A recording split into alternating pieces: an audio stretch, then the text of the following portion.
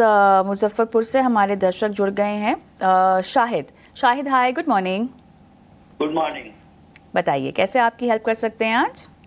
Madam, Aditya Birla fashion retail मैंने 1000 share 89 पे by किया है। ओके चार टर्म के लिए। ओके, शॉर्ट टर्म के लिए। किस पे क्या राय है आप लोगों की? चलिए, अच्छा हुआ आपने ये सवाल पूछा, बिकॉज बहुत सारे लोगों को जिनको सवाल होंगे निमेश डीमर्जर के बाद जहां पर हमने एक डिप देखा है। हालांकि ABFRL प्लान कर रहा है लगभग 2500 करोड़ रेस करने का भी।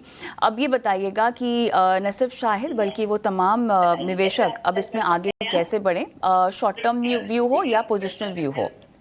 निमेश, देखिए, कंपनी ने दोनों अपनी लाइफ स्टाइल बिजनेस को डीमर्ज किया है, जिसके अंदर जो प्रॉफिटेबल ब्रांड थी उसका एक्सपेक्टेशन है कि वो 9 से टॉप 10% के CAGR से ग्रो करेगी।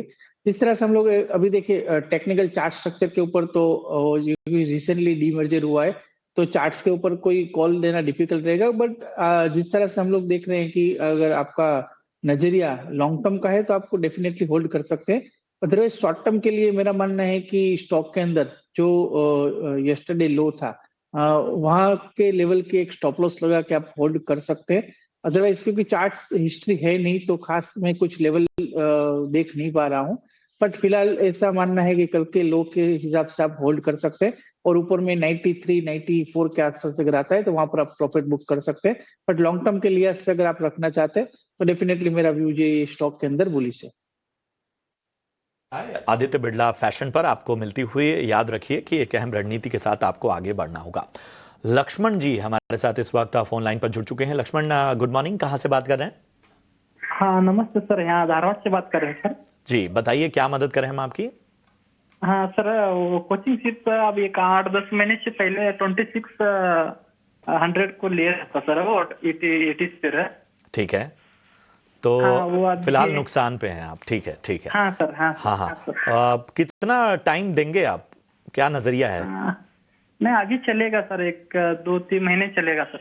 ठीक है, 2 से 3 महीने का नजरिया लेकर चल रहे हैं। लेकिन फिर भी मैं चूंकि आपके स्टॉक से काफ़ी नीचे है भाव अभी फिलहाल आपकी खरीद प्राइस से, तो निमेश ज़रा इनको बेहतर नज़रिया दीजिए। वैसे तो डिफेंस शेयरों में एक अच्छी रैली हमने देखी पिछले दिनों, लेकिन इनकी बाइंग जो है वो 2600 की है, थोड़ी ऊपरी स्तरों की है।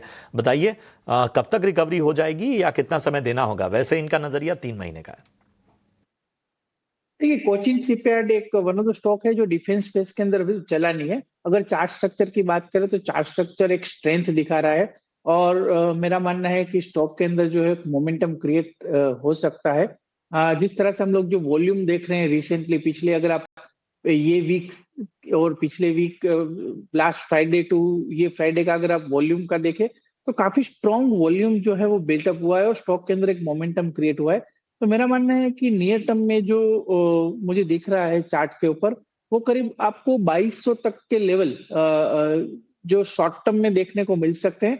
तो मेरा मानना है कि फिलहाल आप होल्ड करके ही चले, 2200 के आसपास आता है तो फिर से एक बार रिव्यू कर लीजिएगा कि मोमेंटम कंटिन्यू हो रहा है या मोमेंटम लूज हो रहा है।